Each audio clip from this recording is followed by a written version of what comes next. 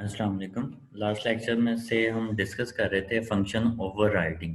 तो function overriding को proper further समझने के लिए हम एक एग्जांपल के साथ डिस्कस करते हैं इसको।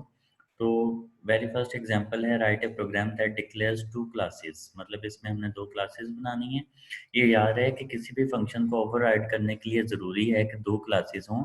एक क्लास पेरेंट क्लास हो और एक क्लास जो है वो चाइल्ड क्लास। मतलब इन दोनों में पेरेंट और चाइल्ड का रिलेशनशिप होना ज़रूरी है।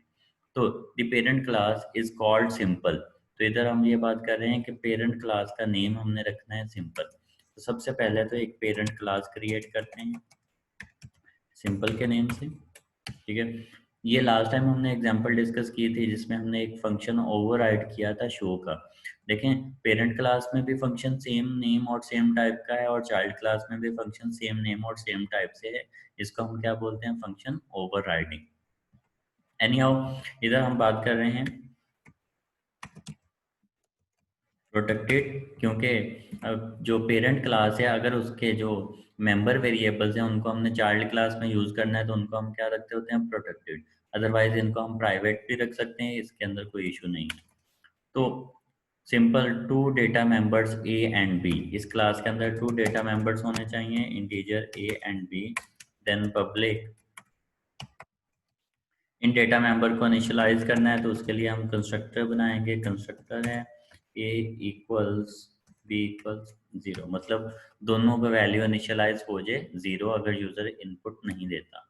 देन क्या है? it has following functions: add function to display add and display result, और division function to divide and display results। तो इससे पहले हम क्या करेंगे? इन दोनों वैल्यूज को इनपुट लेंगे।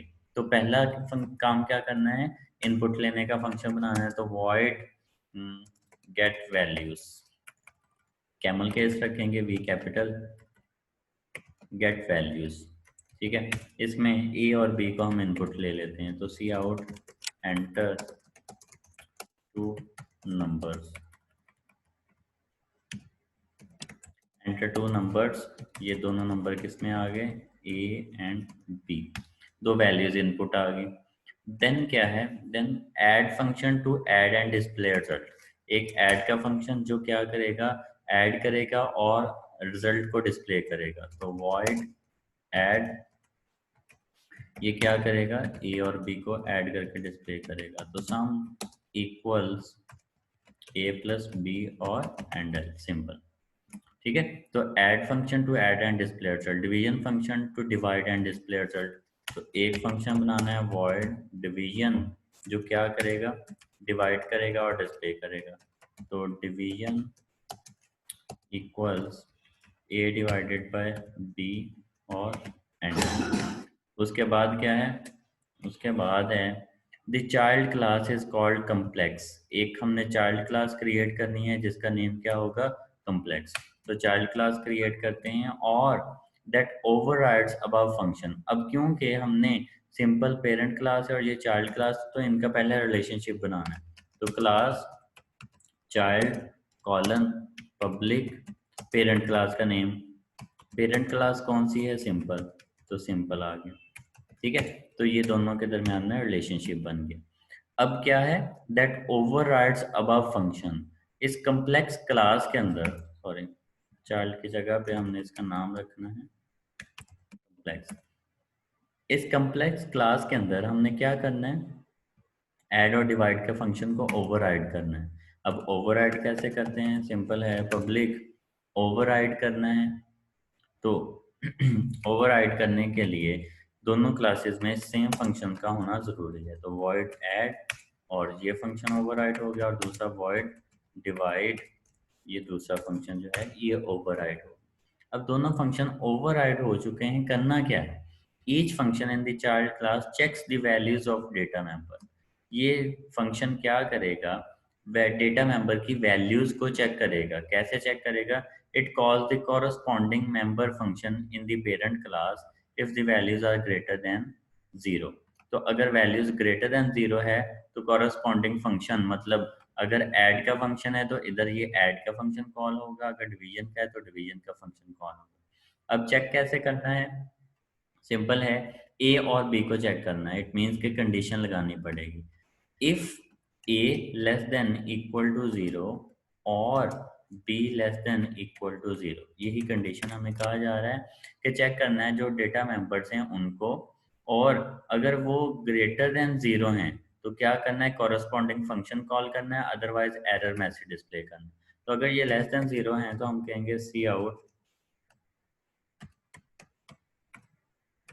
एरर, और values must be greater than 0। ठीक है, वैल्यूज 0 से बड़ी होनी चाहिए। एल्स, एल्स में क्या करना है, एल्स में हमने कॉरस्पॉन्डिंग फंक्शन कॉल करना है, और कॉरस्पॉन्डिंग फंक्शन कौन सा है, ऐड का।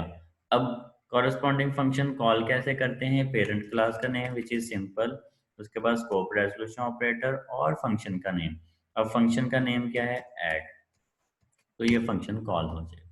तो किया गया है, हमने फंक्शन ओवरराइड किया है, पेरेंट क्लास और चाइल्ड क्लास में ऐड का फंक्शन है, और उसके बाद हमने डेटा मेंबर्स को जो पेरेंट क्लास के हैं उनमें उनको चेक किया है कि अगर तो वो जीरो से कम है तो क्या हो कि वह एक एरर मैसेज डिस्प्ले करना है, अदरवाइज जो पेरेंट क्लास का फंक्शन है जो कि ऐड कर रहा है दोनों को, वो कॉल कर लेना है। तो सिंपल है, इस तरह डिवीजन में भी यही काम करना है, तो इसी को हम कॉपी कर लेते हैं। ठीक है, अगर तो 0 से लेस हैं तो एरर मैसेज डिस्प्ले कर दो, अदरवाइज फंक्शन कॉल करना है कौन सा, डिवीजन का। तो ये हमारी प्रॉब्लम जो है कंप्लीट होगी। इसमें ओवर राइडिंग किधर हो रही है, पेरेंट क्लास में भी सेम नेम सेम टाइप का फंक्शन है, और चाइल्ड क्लास में भी सेम नेम और सेम टाइप का फंक्शन है। उसके बाद क्या करना है, हमने मेन फंक्शन क्रिएट करना है। तो मेन फंक्शन में आके चाइल्ड क्लास का ऑब्जेक्ट क्रिएट करेंगे। तो चाइल्ड क्लास का नेम हमने क्या रखा है, कॉम्प्लेक्स। तो कॉम्प्लेक्स सपोज सी, तो चाइल्ड क्लास का हमने फंक्शन कॉल किया है कॉम्प्लेक्स के नेम से, और ऑब्जेक्ट नेम क्या है, सी। वेरी फर्स्ट क्या करना है, गेट वैल्यूज का फंक्शन कॉल करना है वैल्यूज को इनपुट लेने के लिए। तो क्या करेंगे, सी डॉट गेट वैल्यूज। तो पहले फंक्शन कॉल होगा, वैल्यूज इनपुट आ जाएंगी, उसके बाद हमने ऐड और सब्ट्रैक्ट डिवीजन का फंक्शन जो है वो कॉल करना है। तो सी डॉट ऐड, ऐड का फंक्शन कॉल होगा सी डॉट डिवाइड। पहले हम ऐड का फंक्शन कॉल करके इतना प्रोग्राम रन करके देखते हैं। तो प्रोग्राम चलाते हैं। अब देखें वेरी फर्स्ट क्या हुआ, पेरेंट क्लास में जो गेट वैल्यूज का फंक्शन था वो कॉल हुआ और लिखा रहा है एंटर टू नंबर्स।